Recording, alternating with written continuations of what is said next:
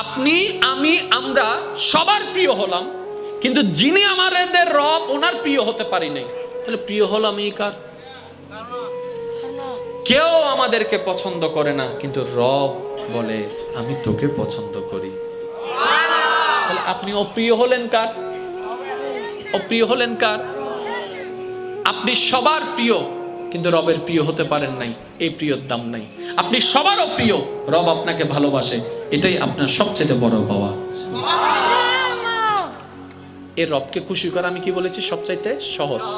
সহজের মধ্যে কেমন সহজ দেখেন, আমি বলি, আপনি রাস্তার ওই পাল দিয়ে আসতেছেন, আপনি ওদিক থেকে আসছেন, এই কর্নারটাতে একজন ছেলে যাচ্ছে, আপনি জানেন যে এতিম, যে যে কিংবা আপনার ঘরে কেউ আসছে যে এতিম, আপনি শুধু বেশি না কি করলেন জানেন? আপনার ব্যস্ত সময় থেকে 3টা অথবা 5টা সেকেন্ড ব্যয় করে তার সামনে দাঁড়ালেন, তাকে একটা সালাম দিলেন। কারণ নবী শিখাচ্ছেন ছোট বড় সে সবাইকে সালাম দাও। আপনি সালাম দিলেন, আসলে আপনি সালাম দিলেন না, তাকে সালাম দেওয়াটা শিখাই দিলেন। আপনি তাকে সালাম দিলেন, দেওয়ার পরে একটু কথা বলে হাসি মুখে শুধু মাথায় একটু হাতটা বুলাই দিলেন, আর মনে মনে নিয়ত করলেন, আল্লাহ তুমি বলেছো এতিমদেরকে ভালোবাসতে, আমি তোমার ভালোবাসা পাওয়ার জন্য কাজটা করার চেষ্টা করছি মওলা, তোমাকে রাজি করার জন্য। এই 5 সেকেন্ডের কাজ কাল হাসরের ময়দানে হতো একটা বিশাল সওয়াবের পাহাড় হয়ে দাঁড়ায় যাবে। কারো জায়গা জমিন যদি আমার দখলে থাকে দিয়ে দিব, কেউ যদি টাকা পায় দিয়ে দিব, কাউকে যদি জবান দিয়ে কষ্ট দিয়ে থাকি, কথা দিয়ে কষ্ট দিয়ে থাকি, হাত জোর করে ক্ষমা চেয়ে নিব। কাউকে যদি লাথি দিয়ে থাকি, জড়াই ধরে মাপটা চেয়ে নিব। কাউকে যদি অপমান করে থাকি, তার সামনে গিয়ে নিজেকে লজ্জিত করে ক্ষমা চেয়ে নিব। মনে রাখবেন, গুনাহ 2 ধরনের, একটা হচ্ছে বান্দা করে ডাইরেক্ট আল্লাহর সাথে, আরেকটা গুনাহ আছে এমন যেটা বান্দা করে বান্দাকে কষ্ট দিয়ে আল্লাহকে নারাজ করে। মনে রাখবেন, যেটাতে বান্দা এবং আল্লাহর সম্পর্ক, ওইটাতে মাপ পাওয়া 100% সহজ, আর যেটাতে আল্লাহ এবং বান্দার মাঝখানে আরেকজন বান্দা থাকে, এটাতে মাপ পাওয়া সবচেয়ে বড় কঠিন। তাই আমি সকলের কাছে অনুরোধ রাখবো, আমরা সবাই কে কি পরিচয় সব ভুলে যাই। আমরা আজকে থেকে শুধু অপরজনের দিকে তাকালে একটাই পরিচয় রাখবো, এটা আমার আল্লাহর বান্দা, এটা আমার আল্লাহর বান্দি, এটা আমার নবীর উম্মত, এটা আমার নবীর উম্মত। আর কোনো পরিচয় জানতে চাই না, আমি সবার উপকার করব আমার রবকে খুশি করার জন্য। আপনি মানুষটা হবেন এলাকার নিয়ামত। সুবহানাল্লাহ বলবেন না? এবার আসেন, আমাদের বাপ দাদা আছে না, ওনাদের কথা শুনলে কি আমাদের সুবহানাল্লাহ আসে? বলেন না ভাই। সুবহানাল্লাহ কিন্তু আসলে জোর করে আনা যায় না, এটা মন থেকে ভালোবাসার কারণে আসতে হয়। জোরে বলেন ঠিক কিনা? আমাদের নিজের রক্তের মা বাপ দাদা, ওনাদের কথা বললে আমাদের সুবহানাল্লাহ। কিন্তু বড় মজার বিষয় দেখেন, আল্লাহ রসুলের সাহাবাদের কথা আসলে সুবহানাল্লাহ চলে আসে। তাবিন, তবে তাবিনের কথা আসলেই সুবহানাল্লাহ চলে আসে। সালিহিন, আল্লাহর প্রিয় বান্দাদের জীবন সামনে আসলে সুবহানাল্লাহ চলে আসে। কিন্তু আমাদের জীবন তো এখনো সুবহানাল্লাহ আসার মতো হয় নাই। তার মানে আমাদেরকে ওনাদের চরিত্রের অংশটুকু ফলো করতে হবে। তার মধ্যে আমি আপনাদেরকে একটা কথা বলি, যেটা আমরা আমাদের সাথে যেন মিলাতে পারি। আল্লাহর একজন প্রিয় বান্দা, সালেহ বান্দা, জগৎ বিখ্যাত হযরত বাইজিদ বুস্তামি রাহমাতুল্লাহ আলাইহি, যে রাস্তা দিয়ে হেঁটে যেতেন, ভিন্ন ধর্মের 2 জন লোক সবসময় ওনাকে টিটকারি মারতেন। আছে না এরকম কিছু, মানে গায়ে পড়ে ঝগড়া করা যেটাকে বলে, টিটকারি মারতেন। আল্লাহর প্রিয় বান্দা, সালেহ বান্দা, সত্যিকার ইসলামের শিক্ষায় শিক্ষিত হলে কেমন হয় দেখেন, ওনাদের সামনে দিয়ে যখন যেতেন শুধু মুস্কে একটা হাসি দিতেন, কোনো রিয়েক্ট করতেন না, গালির পরিবর্তে গালি নয়, শুধু একটা মুস্কে হাসি দিতেন, চলে যেতেন। অর্থাৎ ওই 2 জন নেই। দোকানদারকে জিজ্ঞেস করলেন, ভাইয়া ওনারা কোথায়? বলে যে 2 জন এমন বন্ধু, একজনকে ছাড়া একজন চলতে পারে না।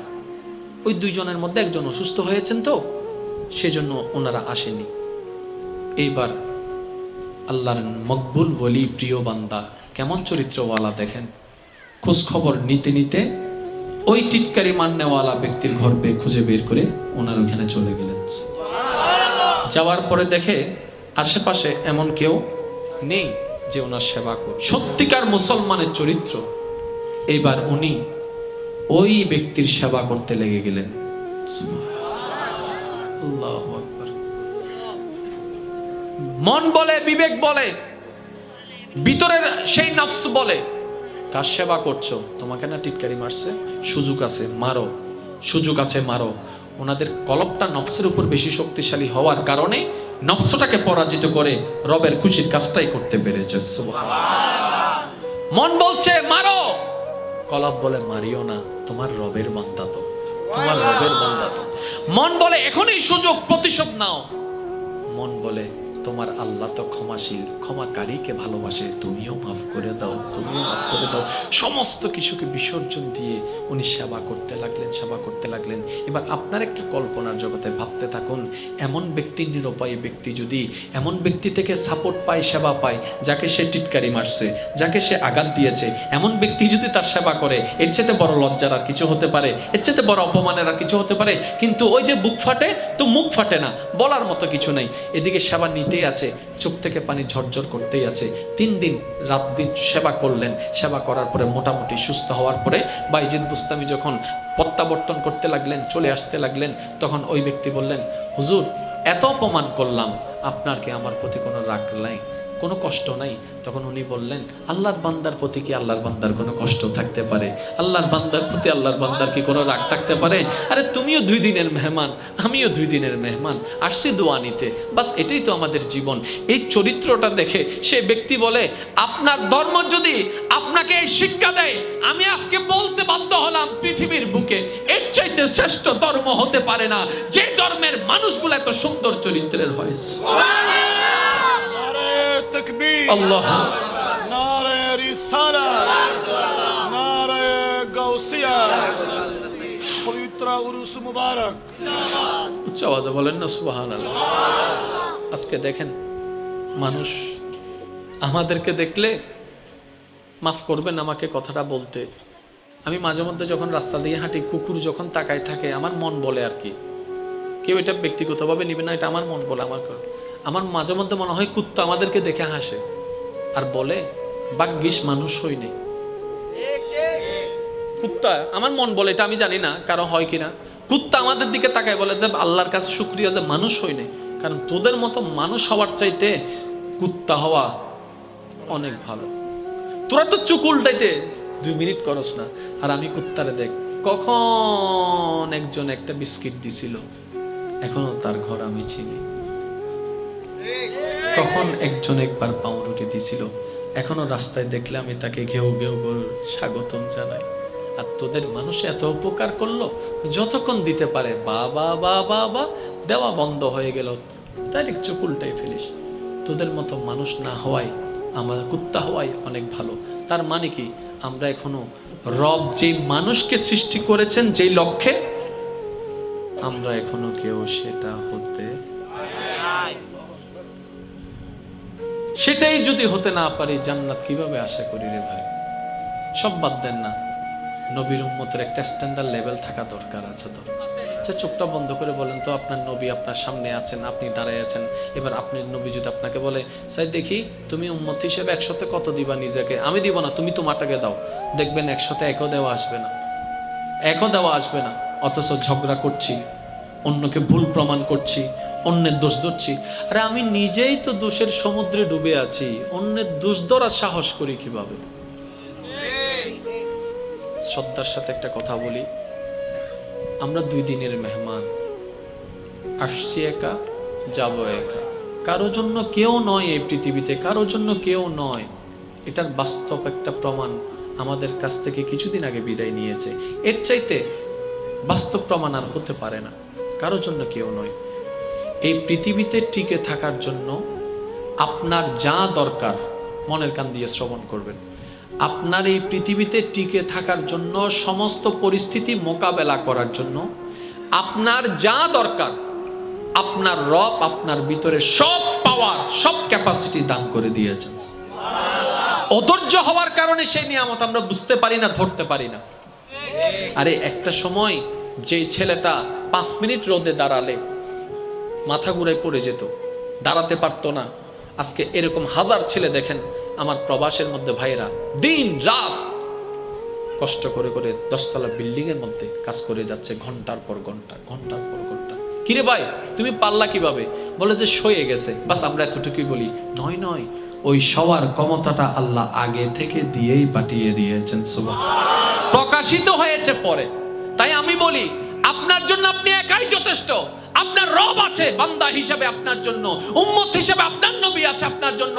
আর কাউকে দরকার নাই, আর কাউকে দরকার নাই। সম্পর্ক ওই জায়গায় করেন যে সম্পর্কগুলো কবরও কাজে আসবে, হাসরও কাজে আসবে, জান্নাতও আপনাকে নিয়ে যাবে। সুবহানাল্লাহ।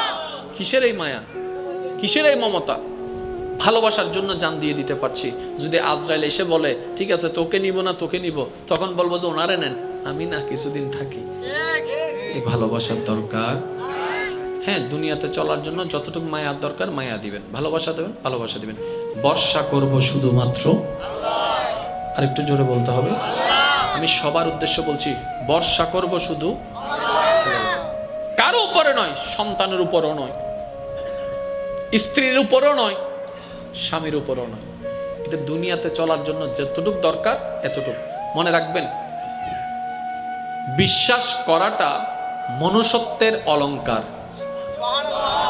হয় না? আর একটু জোরে বলেন। বিশ্বাস করাটা মনুষ্যত্বের অলংকার। কখনো যদি দেখেন আপনি কাউকে বিশ্বাস করে ঠকেছেন, আল্লাহর ওয়াস্তে মন খারাপ করবেন না, মন ছোট করবেন না। আপনি কেন মন ছোট করছেন? আপনি তো মনুষ্যত্বের দায়িত্ব পালন করেছেন। যে সেই বিশ্বাসের দাম দিতে জানেনি, মর্যাদা দিতে জানেনি, ব্যর্থতা তার, মনুষ্যত্বের গুণ তার নাই। আপনার মধ্যে আছে বলেই আপনি বিশ্বাস করেছেন। আপনি কেন কান্না করবেন? কান্না করলে তো সে না করবে যে বিশ্বাসের মতো দামি সম্পদের দামটাই দিতে জানেনি। সমস্ত শর্ত পূরণ হওয়ার পর তারপর আপনার অন্তর ঘামে, তারপর পকেট থেকে টাকা বের হয়। এর আগে কিন্তু টাকা বের হয় না। জান্নাতি থাকলে তাদেরকে আমি বলছি না, আমার মতো যারা গুনাহগার আছেন তাদের উদ্দেশ্যে আমার একটাই কথা, আমরা যেন এই সময়টুকু মাওলার দয়া পাওয়ার নিয়তে বসতে পারি। রব্বে করিম আমাদের সবাইকে সে তৌফিক দান করুক। যত কবরবাসী কবরের আযাবে কষ্ট পাচ্ছে, আমরা সবাই রবের বান্দা, এই কথায় কারো কোনো দ্বিমত নাই। এইটা যেই পরিমাণ সত্য, আমরা রবের বান্দা হয়ে রবকে খুশি করার মতো কাজ করতে পারি নাই এই জীবনে, এটাও সত্য। যেই পরিমাণ আমাদের আমল নামায় রিজিক দাতার রিজিক খেয়ে রিজিক দাতাকে সন্তুষ্টি করার দরকার ছিল, যেই পরিমাণ পার্সেন্টেজ, ওই পরিমাণ পার্সেন্টেজ আমাদের কারো আমল নামায় নাইটা। আপনারা বললে একটু সুন্দর হবে। আমার আওয়াজ কি শেষ পর্যন্ত শুনতে পাচ্ছেন? একটু হাত তুলে দেখেন, শুনতে পাচ্ছেন তো? মাশাআল্লাহ। কারণ বোনদের ইজ্জত রক্ষা করার দায়িত্ব ভাইদের, আর প্রত্যেকটা মুসলমান বোন প্রত্যেকটা মুসলমানের ভাইয়ের বোন, ঠিক না বলে? অদ্দুনো হবদু জরিল্লে হইলে আমি বিয়ে করছি হারে তুজরা হদুন নাই আজানা নাই হনা বাজি আহাদে বাজি বিয়ে করলে বউ বুধ এর আগে বই বিয়ে করানোর আগ পর্যন্ত কি জোরা হন নাকি? আর নিজের বোনের বিয়ে করান নজর দেয়, ইমানি বোনের বিয়ে করন যায় হন আবার নজায় বলে। ইমানি বোনের কি করান যায়? বিয়ে করান যায়। নিজের বোনের বিয়ে করান তাই তোমার নিজের বোন হদ্দিন ইমানি বোন, আর ইমানি বোনের দায়িত্ব বায়ুল্লাই নিজের বোনের তো বহুত বেশি। ইসলামিয়ান শিখাতে ইসলাম কি শিখায় জানেন? রক্তের জন্য যতটুক করবা ইমানি সম্পর্কের জন্য তার চাইতে বেশি করো। কারণ রক্তের সম্পর্ক স্বার্থের আঘাতের কারণে যে কোনো সময় চোখ উল্টাই দিতে পারে, কিন্তু আত্মার সম্পর্ক, ঈমানের সম্পর্ক, যখন পৃথিবীর সমস্ত আত্মার সম্পর্ক, রক্তের সম্পর্ক তোমার সাথে সম্পর্ক ছিন্ন করবে, আত্মার সম্পর্ক, ঈমানের সম্পর্ক তোমার সাথে জড়িত হয়ে থাকবে।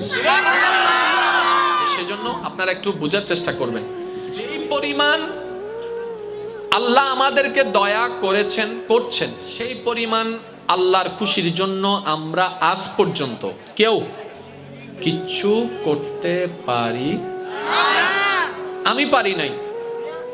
আমার মতো যারা পারেন না তারা একটু বলেন, আমরা পারি। যেই পরিমাণ রবকে খুশি করে চলার চেষ্টা করা দরকার ছিল সেই পরিমাণ। শক্তি হওয়ার জন্য খাবারের দরকার, খাবারটা রিজিকের একটা অংশ, আর সেই রিজিকটা রাজ্জাক ব্যবস্থা করে দিচ্ছেন প্রতি মুহূর্তে।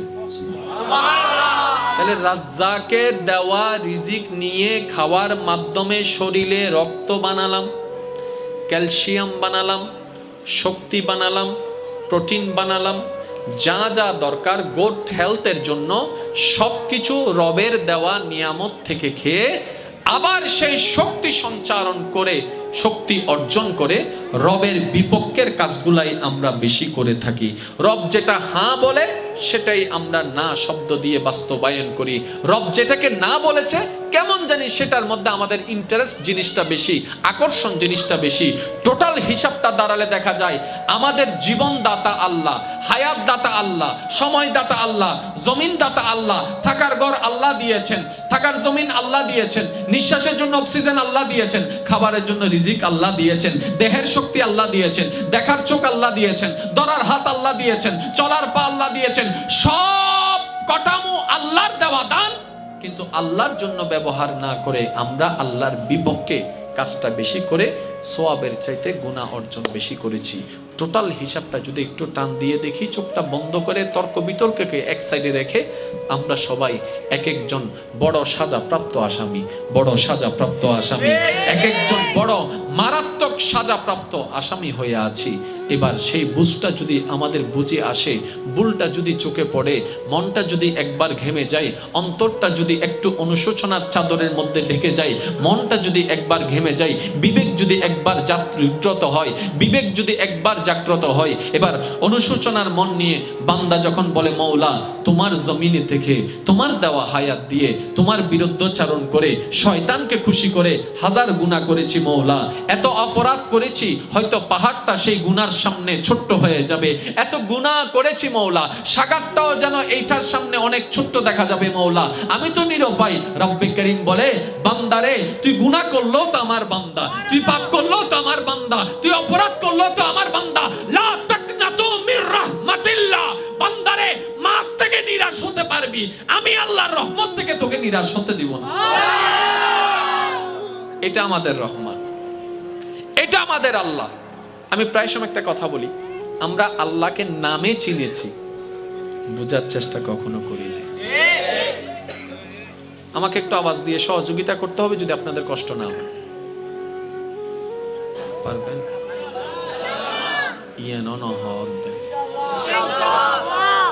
মেড ইন সিডেঙ্গে যারা আসনি তারা একবার হন মারহাবা। আওয়াজ দিবে হাল্লার আই দিউন দেন ইয়া হদে মারহাবা যাও,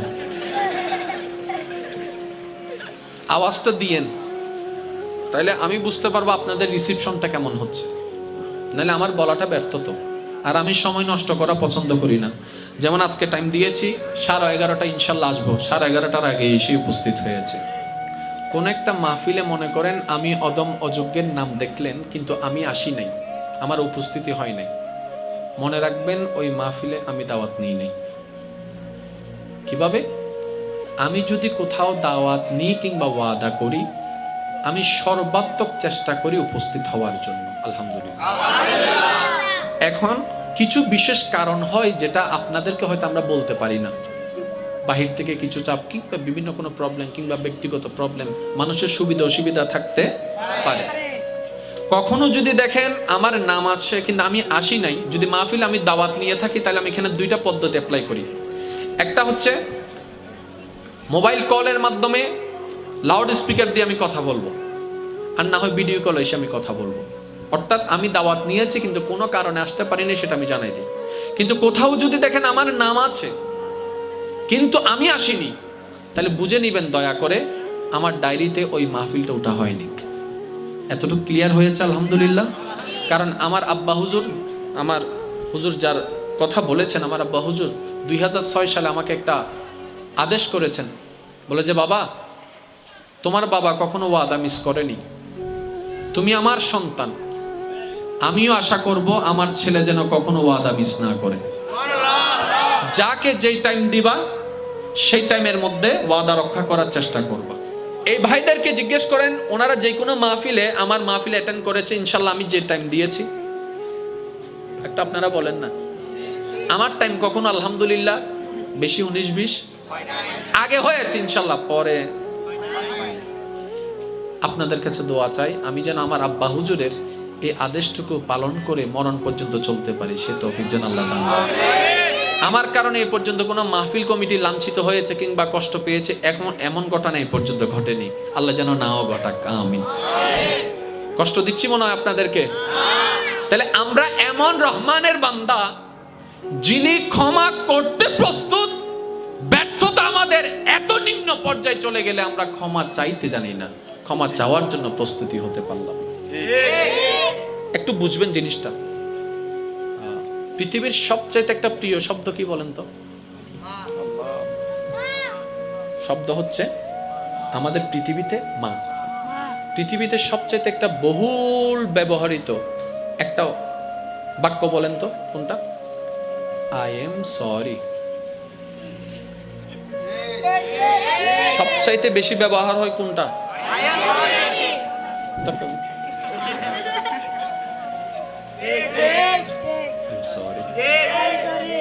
মোবাইল লইতে যাই ধরা হয়ে গেলে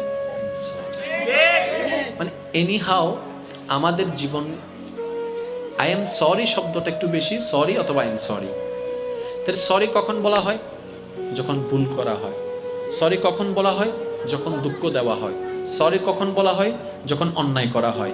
সরি কখন বলা হয়? যখন আনলিগেল হয়।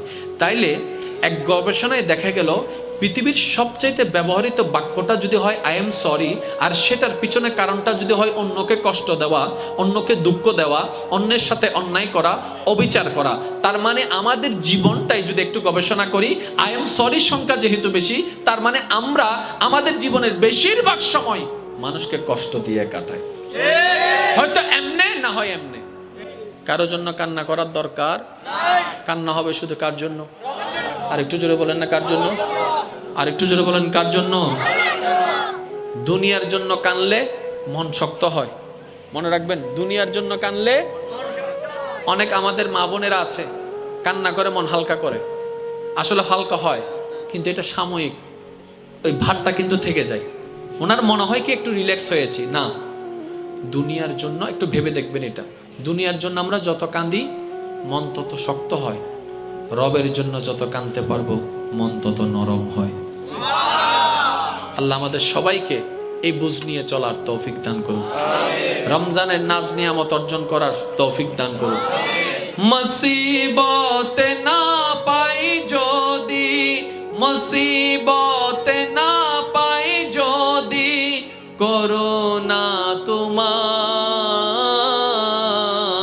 কবরে হাসরে কি হবে আমার, কবরে হাসরে কি হবে আমার। উচ্চ আওয়াজে একবার বলেন আলহামদুলিল্লাহ।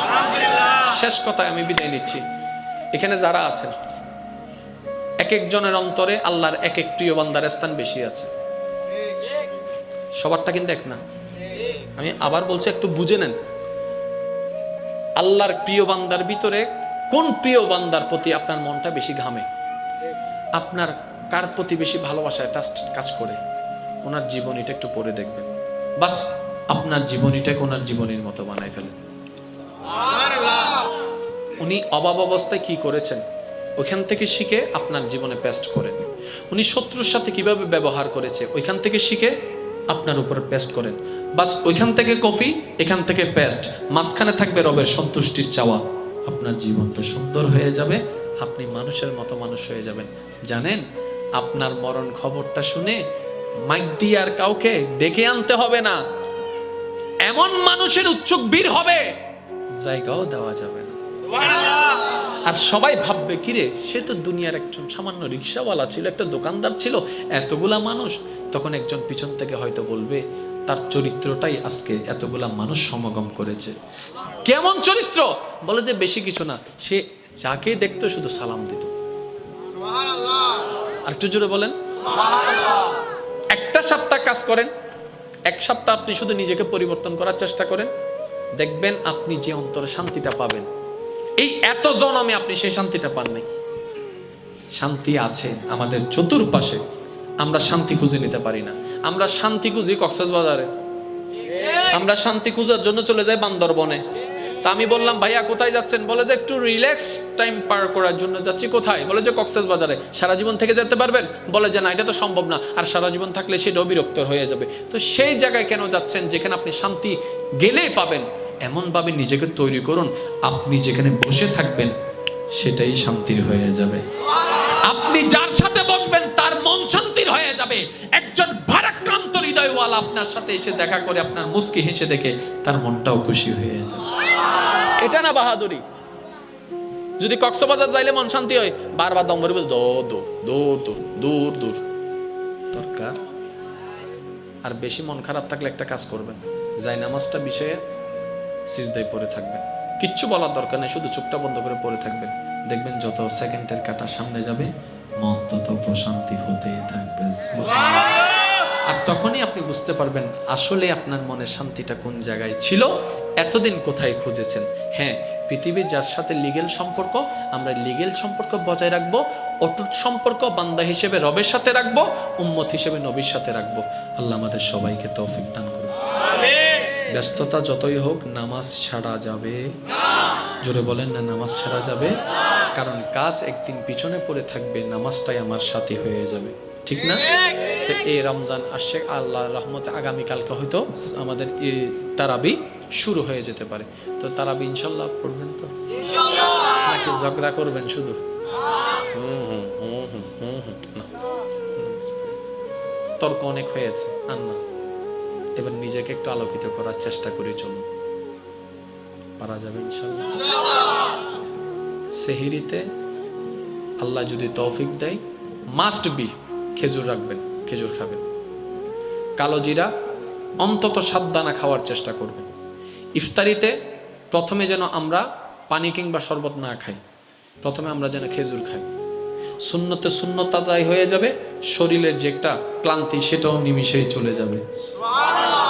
খেজুর থাকলে পানি দিয়ে নয়, আগে কি? যদি খেজুর না থাকে তাহলে আমরা পানি খাবো, তাও একদম গট গট করে নয়, 1 ডুব 2 ডুব 3 ডুব, তারপরে আল্লাহ যা মিলাই খাবো।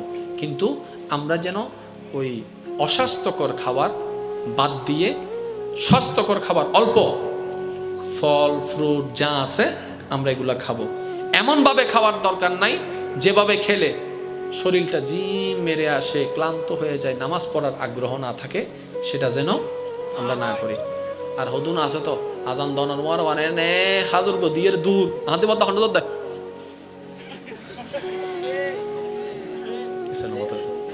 আছে না নাই? হ না ইবে আর কিছু চাই জন্য এনে শুধু হনর আমার আজান নুন নিলে না এনে কেন যদি দূর হাতে বুক না লাগে, হাতে লাগিয়ে তো হাতে খাওয়া না ভাই, হাতে ইয়ে না বুক না লাগে, অন্য কিছুর বুক লাগিয়ে দে, কেন যায়। আর হদুন তো বাথরুমের ভিতরও টানাতে টানে উড়ে ফেলার বাজে, আর হতা হয় বেকেনা সারাও না, ফামাই এল্লা কেনা বাসও না, ঠিক না বে? ঠিক হ না? ইবে এনকু জিনিস নিজেরও ক্ষতি করে, নমাতে তো নিজেরও ক্ষতি করে, অনার হতে অনেক করতে লাগুন, ঠিক আছে মানিলাম, তো 10 জনের হতে গেলে করতে লাগুন। আল্লাহ আমাদের সবাইকে বোঝার তৌফিক দান করুক। একটা অনুরোধ এসেছে, ওইটা আমি 2 কলি দিয়ে আমি শেষ করছি। আমরা যেন আজকে থেকে নামাজ বাদ না দিই। আপনারা বিদায় দেন, যেহেতু আমাকে ওইখানে যেতে হবে, আমাকে বিদায় দেন। আমার হুজুররা আছেন, ওনারা তাকরির করবেন, সবকিছু আপনারা কিন্তু সবাই থাকবেন। আল্লাহু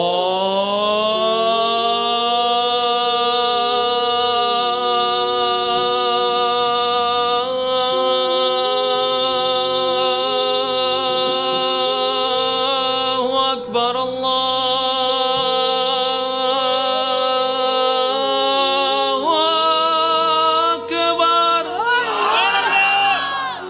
আরেকটু জোরে।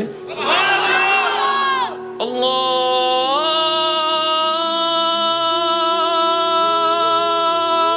আকবার, আল্লাহু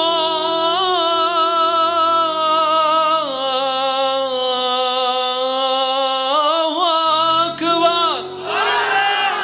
আল্লাহ আমাদের সবাইকে আজানটা কানে নয় মনে ধারণ করার তৌফিক দান করুন। নামাজের একামত কান দিয়ে নয় মন দিয়ে ধারণ করার তৌফিক দান করুন। রুকু সিজদা তারাবি রোজার প্রত্যেকটা কিছু সওয়াবের পাশাপাশি নূর বানিয়ে কলবে স্থান দেওয়া আল্লাহ আমাদের সবাইকে তৌফিক দান করুন। সব শেষের একটা কথা, আল্লাহ আমাদের সবাইকে মানুষ বানার তৌফিক দান করুন, মানুষ বানার তৌফিক দান করুন। আমিন। ওয়া আখিরু দাওয়ানা আনিল হামদুলিল্লাহি রাব্বিল আলামিন। আসসালামু আলাইকুম। আপনারা সবাই সুশৃঙ্খলভাবে থাকুন। রমজানের একটা শর্ত, খাওয়া যাবে না, পানি পান করা যাবে না। আচ্ছা, আমরা না খেলে আল্লাহর লাভ কি? ভাবেন, আমরা পানি না খেলে আল্লাহর লাভ কি? আল্লাহ তো কোনো লাভ নাই। কিন্তু আল্লাহ আমাদেরকে দিয়ে উপবাস থাকার প্র্যাকটিসটা কেন করাচ্ছে? একটা জিনিস বারবার উচ্চারণ করে হয়তো আমরা শুনি, মনোযোগ দিই। Religion is the code of life.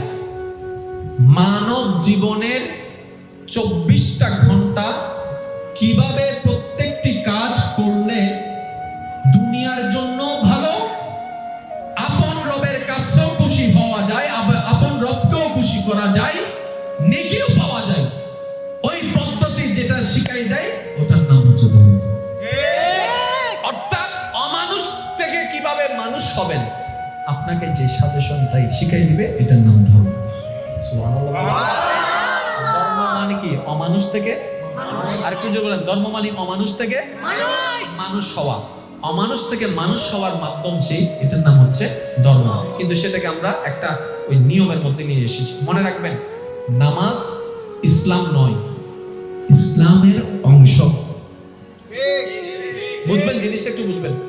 নামাজ ইসলামের অংশ, রোজা ইসলামের অংশ, হজ ইসলামের অংশ, যাকাত ইসলামের অংশ, কোরআন তেলাওয়াত ইসলামের অংশ, সবকিছু ইসলামের অংশ।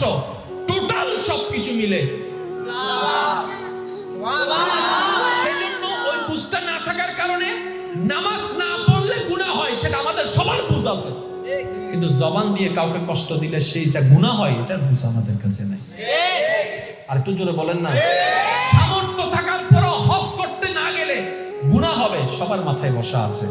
কিন্তু কারো জায়গা জমি দখল করে ফেলা এটাও যে একটা মারাত্মক গুনাহ, এই বুঝটা আমাদের কাছে নাই। কারণ আমরা ধর্মটাকে কেমন জানি একটা কাজের মধ্যে সীমাবদ্ধ করে ফেলেছি।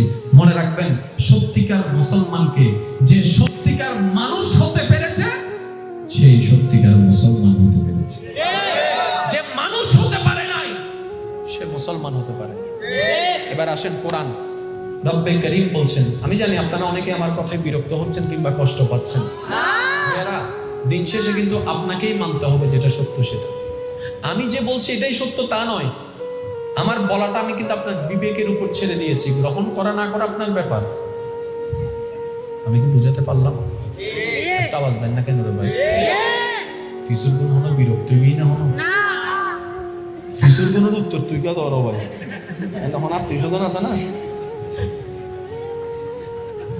আর মাত্র 20 মিনিট আছে, তারপর আমি চলে যাচ্ছি। ওগুলো বিরক্ত হয়ে গেছে ফিসুর হয়েছে টাটাদার ডাইরেক্ট। চাই আপনারা সবাই চুপ করে থাকেন, শুধু পিছনের ভাই যারা আছেন তারা একবার বলেন তো মারহাবা। আচ্ছা, আরেকবার বলেন মারহাবা। এবার আপনারা চুপ থাকেন, সামনের ভাইরা বলেন, একবার বলেন মারহাবা। সবাই মিলে একবার বলেন মারহাবা। আমাদের সবাইকে কবুল করুক। সঠিক করার চাইতে ভুলগুলোকে সঠিক করাই উত্তম। স্বামী স্ত্রী আছে না নাই? শুনলে একটু মাইন্ড করেন না একটু, হ্যাঁ? কিছু বাস্তব আছে, শুনতে একটু অট লাগে কিন্তু এটাই বাস্তব। পৃথিবীতে সবচাইতে দামি সম্পর্কের নাম হচ্ছে স্বামী স্ত্রী। এখন অনেকে বলবেন আম্মা হন্ডেগি। আমি বললাম ভাই, আপনি মনে হয় একটু বুঝেন নাকি? পৃথিবীতে যতগুলা সম্পর্ক আছে একটু খেয়াল করবেন। একটা সম্পর্ক হচ্ছে ভাই ভাই, ভাই বোন, বন্ধু, জোরে বলেন। ব্যবসায়ী, চাকরিজীবী, এক একটা সম্পর্ক আছে না? যেমন ক্রেতা বিক্রেতা, বস কর্মী, আছে না? ইমাম মুক্তাদি। পৃথিবীতে যতগুলো সম্পর্ক আছে, সর্বপ্রথম সম্পর্কের নাম হচ্ছে স্বামী স্ত্রী। ভাইয়া এখনো বুঝলাম না। আমি বললাম সম্পর্কটা শুরু হয়েছে কাদের মাধ্যমে? মানুষের মাধ্যমে। পৃথিবীতে সর্বপ্রথম আসা মানুষটাকে বলে যে বাবা আদম, ওনার সাথে কে এসেছেন? মা হাওয়া। তো স্বামী এবং আদম এবং হাওয়ার মাঝখানে সম্পর্কটা কি ছিল? মা ছেলে নাকি স্বামী স্ত্রী? তাহলে স্বামী স্ত্রী দিয়েই সম্পর্ক শুরু। আপনি বুঝতে পারছেন এই স্বামী স্ত্রী শব্দটা কত দামি শব্দ, কিন্তু না বুঝার কারণে আজকে দেখেন আদালতের মধ্যে তালাকের পর তালাক, ডিভোর্সের পর ডিভোর্স। স্বামী জানি না স্ত্রী কাকে বলে, স্ত্রী জানে না স্বামী কাকে বলে। এতটুকু জেনেছি তিনটা কবুল বললে, কাবিন নামার একটা ধারা থাকলে, তারপরে কোন একটা খাওয়া দাওয়া করলে স্বামী স্ত্রী হয়ে যায়। আমি বলি লাল কাপড় পরলে স্ত্রী হওয়া যায় নাই, মাথায় কিন্তু জামায় পাগড়ি দিলে স্বামী হওয়া যায় না। আরে স্বামী তো সে আদম, মাথায় পাগড়ি দেয় নাই, স্বামীর দায়িত্ব পালন করেছে। মা হওয়া হয়তো লাল শাড়ি পরে নাই, স্ত্রীর দায়িত্ব পালন করেছে। এখনো পর্যন্ত যখন আকদের পরে দোয়া করা হয়, আদম এবং হাওয়ার চরিত্রকে সামনে রেখে দোয়া করা হয়, মওলা গো তাদের স্বামী স্ত্রীকে তুমি আদম হাওয়ার মতো জুড়ি বানায় দাও, আদম হাওয়ার মতো জুড়ি বানায় দাও, আলী ফাতেমার মতো জুড়ি বানায় দাও। কেন? ওনারা কাপড় দিয়ে স্বামী স্ত্রী হয় নাই, মন দিয়ে আল্লাহর দেওয়া দায়িত্বকে পালন করতে করতে স্বামী স্বামী হয়ে গেছে, স্ত্রী স্ত্রী হয়ে গেছে।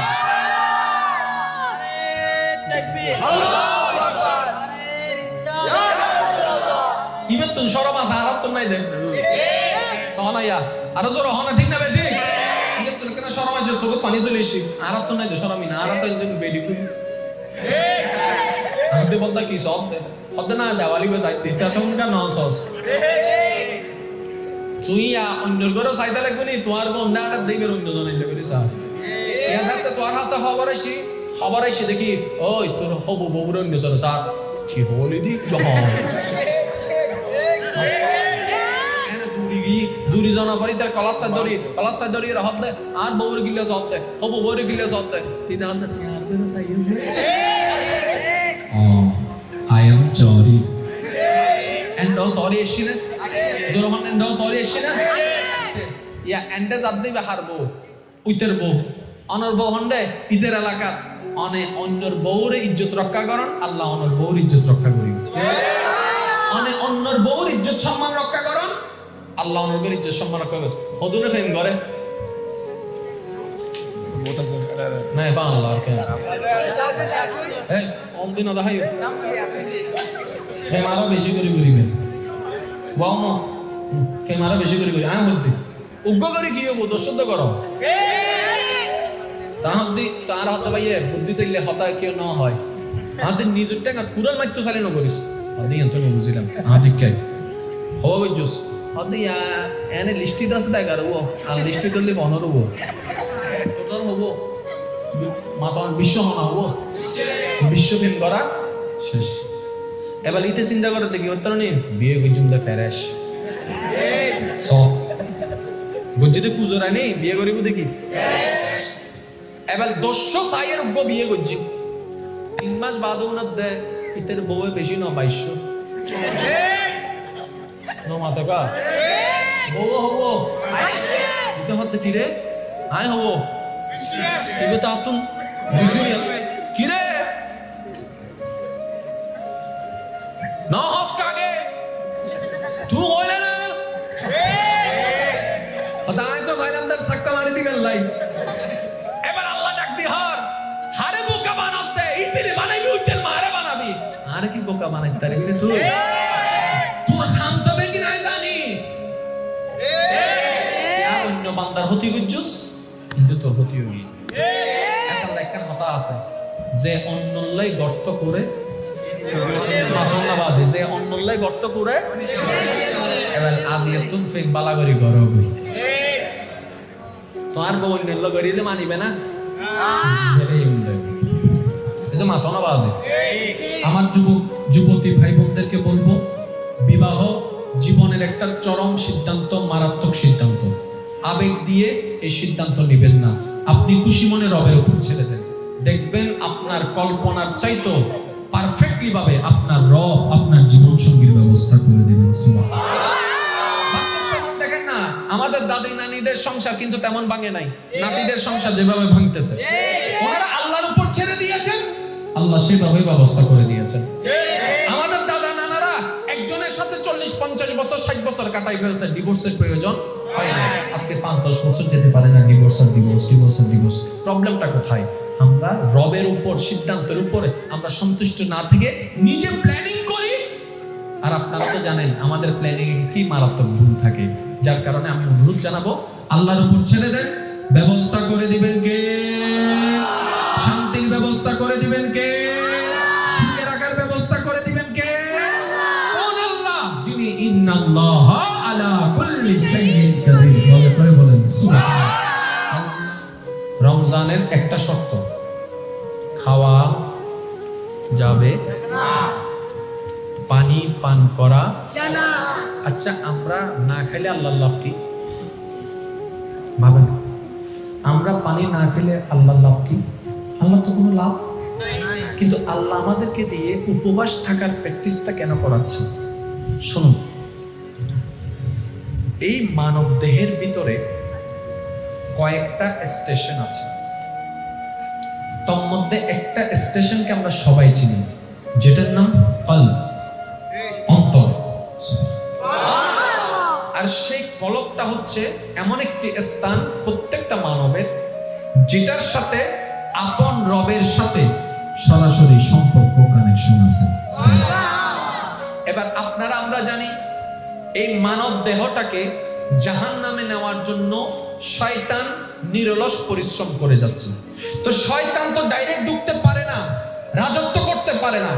শয়তান মানুষের ভিতরে রাজত্ব করে যেই স্টেশনের মধ্যে, ওই স্টেশনের নাম হচ্ছে নফস। ওই স্টেশনের নাম কি? নফস নামক স্টেশনের মধ্যে শয়তানের রাজত্ব তৈরি করে আমাদেরকে নিয়ন্ত্রণ করে।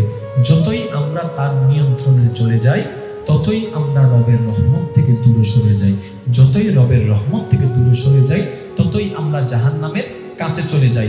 যতই জাহান্নামের কাছে চলে যাই, ততই সমাজের কাছে আমরা বিষ হয়ে যাই, পরিবারের কাছে আমরা বিষ হয়ে যাই, এলাকার মানুষের কাছে আমরা একটা অভিশাপ হয়ে যাই। অর্থাৎ আমরা দিন দিন অমানুষ হয়ে যাই। তাহলে রবের প্রিয় হওয়ার জন্য আপনাকে মানুষ হতে হবে। মানুষ হওয়ার জন্য আপনার নফসটাকে কন্ট্রোল করতে হবে। মানুষ হওয়ার জন্য আপনার আমার নফসটাকে কন্ট্রোল করতে হবে। ওই নফসটাকে কন্ট্রোল করার হাজারটা মাধ্যমের একটা মাধ্যমের নাম হচ্ছে কম খাওয়া, ক্ষুধার্ত থাকা, উপবাস থাকা, তৃষ্ণার্ত থাকা।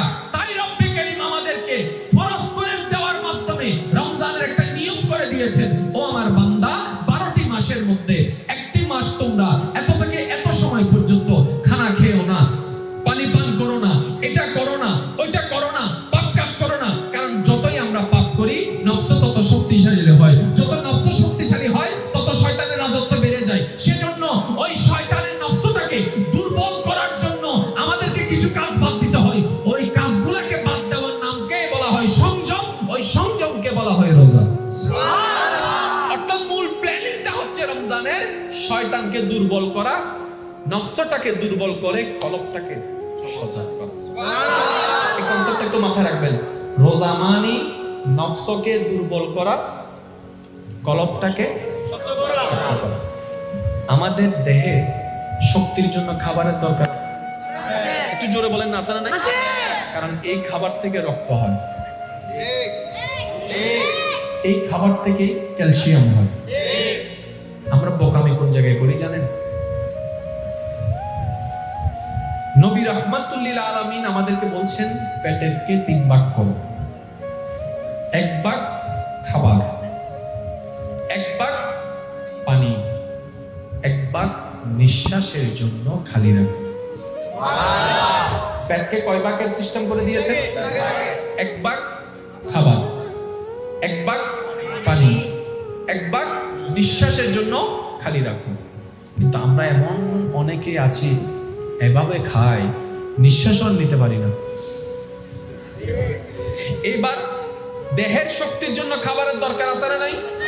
রক্ত হওয়ার জন্য খাবারের দরকার আছে না নাই? বোকামি কোন জায়গায় করছি আমরা? যেই পরিমাণ শক্তি রক্তের জন্য খাবারের দরকার, ওই পরিমাণ খাবারের বেশিটাই হচ্ছে নফসের খাদ্য। আমরা এটা বুঝতে পারি, যার কারণে শরীর শক্তিশালী হয় তো হয়, রোগাক্রান্ত বেশি হয়, কারণ ওইদিকে নফস শক্তিশালী হয়ে যাচ্ছে। সেজন্য যেমন আল্লাহ রাসূল পাক সাল্লাল্লাহু আলাইহি ওয়াসাল্লামের একটা হাদিস যদি আমরা একটু গবেষণা করে দেখি, যাদের ধৈর্য ক্ষমতা কম, আমি বিস্তারিত বলছি না, আকার ইঙ্গিতে বলছি, যাদের ধৈর্য ক্ষমতা কম, রাসূল পাক সাল্লাল্লাহু আলাইহি ওয়াসাল্লাম তাদেরকে রোজা রাখার জন্য পরামর্শ দিয়েছে। ইয়া রাসূলুল্লাহ, আপনি রোজা রাখার পরামর্শ কেন দিলেন? বলে রোজা এমন সিস্টেমে রাখা হয় যেটার মাধ্যমে তোমার ধৈর্য ক্ষমতা বাড়বে। ইয়া রাসূলুল্লাহ, কেমনে?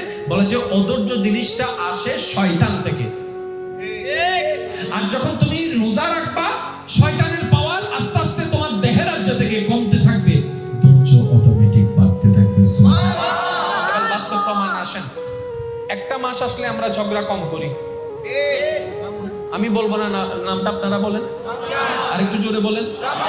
একটা মাস আসলে আমরা বাটপারি কম করি, একটা মাস আসলে আমরা তর্ক কম করি, একটা মাস আসলে আমরা গুনাহ কম করি, একটা মাস আসলে আমাদের অন্য মাসের তুলনায় মাথায় টুপিটা সবসময় থাকে, একটা মাস আসলে অন্তত আমরা প্রত্যেকদিন নামাজ পড়ার চেষ্টা করি, একটা মাস আসলে অন্তত আমাদের ফজরের নামাজটা গ্যাপ না যাওয়ার সম্ভাবনা বেশি। কোন মাস? কেন? যদি এখন প্রশ্ন করি, বেশিরভাগ মানুষ উত্তর দিবে ওই যে শয়তানকে বন্দী করছে।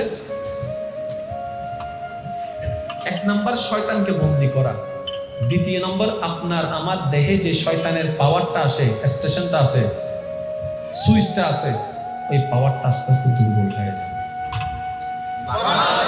রমজানটা কেন আসলো জানেন? আর্মিদের একটা ট্রেনিং আছে না নাই? এই ট্রেনিংটা শিখে ওনারা যুদ্ধের ময়দানে প্রয়োগ করে। আল্লাহ আমাদেরকে জান্নাতে যাওয়ার একটা ট্রেনিং দিয়েছেন। কি? আল্লাহ পাক বলে জান্নাতে যাওয়ার জন্য তোমাদেরকে মানুষ হতে হবে, আর মানুষ হওয়ার জন্য আমি তোমাদেরকে রমজান দিলাম। এই রমজানকে খাবার ঘুমের মধ্যে রেখো না, একটা ট্রেনিং দাও, তোমার ভিতর গবেষণা করো, তোমার রবের অপছন্দের কাজ কি কি আছে। এই রমজানের মধ্যে চ্যালেঞ্জ নাও, একটা একটা করে বের করা শুরু করো। কারণ প্রথমে যখন রমজান রাখো, একদিন তোমার কষ্ট হয়, 2 দিন তোমার কষ্ট হয়, 3 দিন তোমার কষ্ট হয়, 4 দিন তোমার কষ্ট হয়। কেন? 11 মাস তুমি খাওয়ার অভ্যাস করেছো, দুপুর বেলায় 3টা বাজে পানি খাওয়ার অভ্যাস করেছো, প্রথম 4 দিন কষ্ট হয়। কিন্তু যখন মানুষ তো 5-6 দিন যাওয়ার পরে এমন অভ্যস্ত হয়ে যায়, এক সময় তার মাথায় বসে যায় আমি তো রোজা আছি, পানি পান করা যাবে না, খাবার খাওয়া যাবে না, ওই অভ্যাসটা মানুষের হয়ে যাবে। বান্দারে, তুমি তোমার পাপ কাজ, অন্যায় কাজ, অশ্লীল কাজ, অন্যায় কাজ, তোমার ভিতরে নোংরা কাজ সবগুলোকে আস্তে আস্তে বের করে দাও। রমজান হচ্ছে তোমাকে সহযোগিতা করবে।